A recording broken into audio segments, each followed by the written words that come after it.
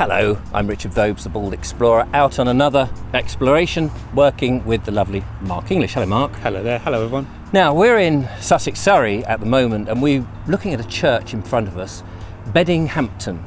Beautiful church. Which is a lovely church, isn't it? It's now, before we get onto the church, actually, Deaninghamton is very old, ancient name, isn't it? It's very much Old English. I think it comes from Anglo-Saxon times, but in fact it's Roman, and it means a clearing in the glade.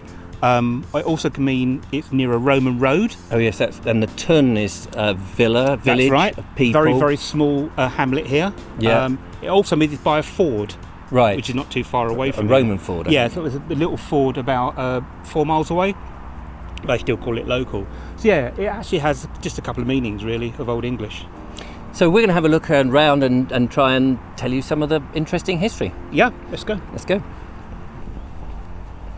I've not been to this church before, but I do know that it was originally built in the Saxon period. It's Norman in height and Georgian in width. Apparently the Dane stonemasons, the Dane-Saxon stonemasons, wanted to build it actually in the style of the Victorian era. Oh right, good idea. Yeah, I'm glad they did that actually, because it is a beautiful church. It works very well. Yeah.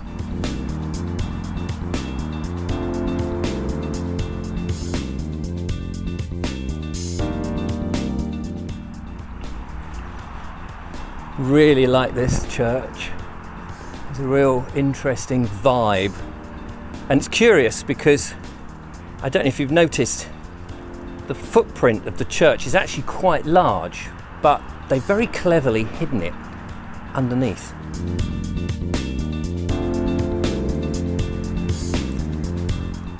Curiously, the original Norman arch doors were modelled on these 16th century gravestones because they thought it would lead to another world. It was later proved that these engraved mini doors couldn't open because they were so sunk into the ground. Plus they had no handle. Now this is interesting, and you can still see it. There was, here on the North Tower, a wall-mounted sundial. And I don't think it was terribly effective because it was often a few minutes slow. So it was removed and taken inside and placed behind the font where it was much more reliable as a coat peg.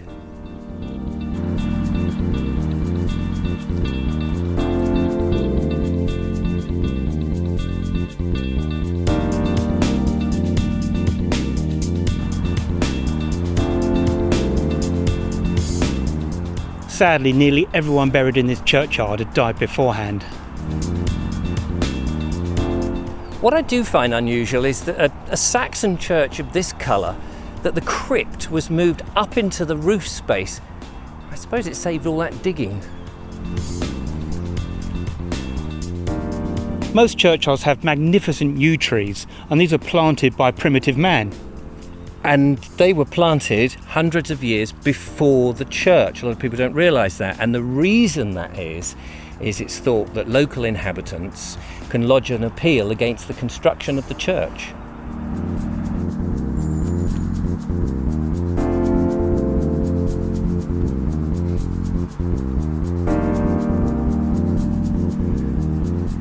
Behind this bricked up wall and drain pipe lived an anchorite.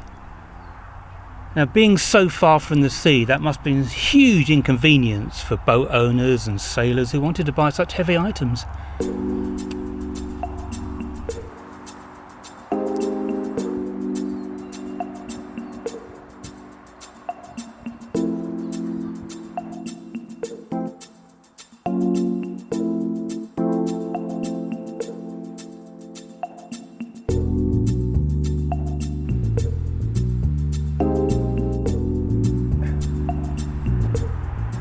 Sadly, we still can't get into the churches, which is a real shame. However, if you cup your hand like this and push your face close to the wall, you can peer into the dimly lit nave. Of course, it's better with glass. The brick isn't nearly as transparent.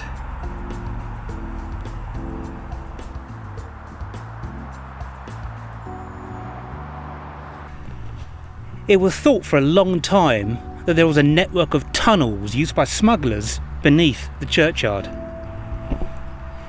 In 1963, further investigations were made, and it was indeed found that there were tunnels underneath the churchyard, but these were only pencil-sized, so, not being smugglers, it was duly considered that they were made by worms. According to documents associated with this church that were unearthed in the 17th century and then reburied in the 18th century, men of a certain age would go in, kneel at the altar and pray to their god. Well, it was revealed actually sometime later that it was women of a certain age that did that, and children who were underage, and babies that weren't even born. In the Dark Ages, people were excluded from coming to church unless they brought a torch. And people in the Middle Ages were not allowed into the chancel unless they were in their late 40s and early 50s. Well, that's another church in the bag. Absolutely. Thoroughly enjoyed that. Fascinating history. Oh, very, very long, fascinating, elongated history. Do you know, I think this could be the first of many collaborations between yourself and me. I hope so. I hope so. What was your name again? Mark. So, ladies and gentlemen, if you've enjoyed this show, then don't forget to unfollow, don't subscribe, and don't become a patron. And of course, we'll see you on the next one. Mark has his own YouTube channel, but you'll have to find that out for yourself. And I will be somewhere else. In the meantime, from Mark and I, Goodbye. hello.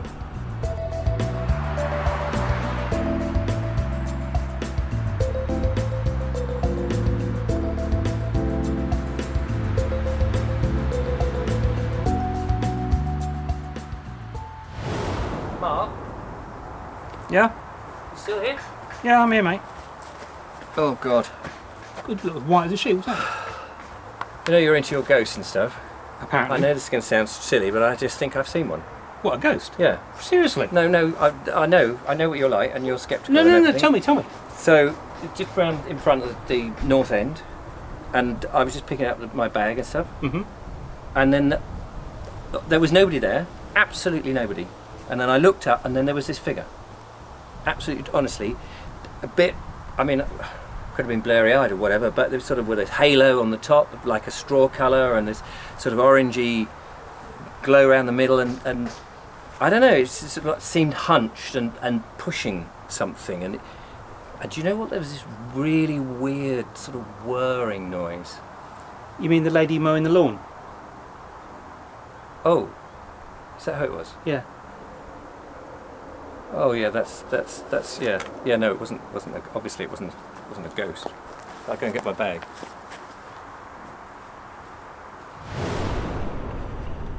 Hello, I'm Richard Vobes, the Bald Explorer, and out on another walk and an investigation, and I'm with the lovely Marq English. Hello, Mark. Hello, Richard. How are you?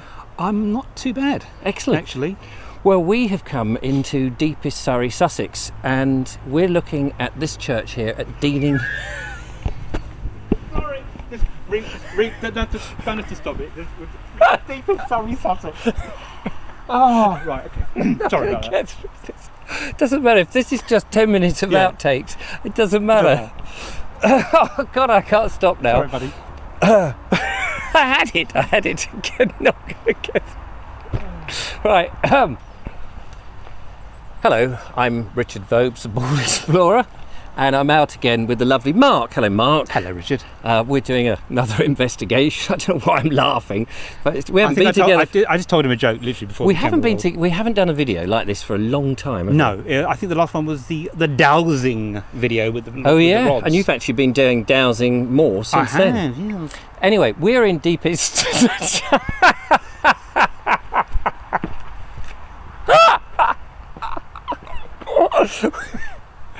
We're in deepest, darkest. Hello, I'm Richard Vobes, the Bald Explorer, out on another investigation, and today I'm working with the lovely Marq English. Hello, Mark. Hello, Richard. How are you? I'm very well, sir. How are you? Yeah, no, good. We haven't done a video for ages, but today we're going to have a look at this church here in front of us. Oh, bollocks! This is not going to work, is it? Let's have a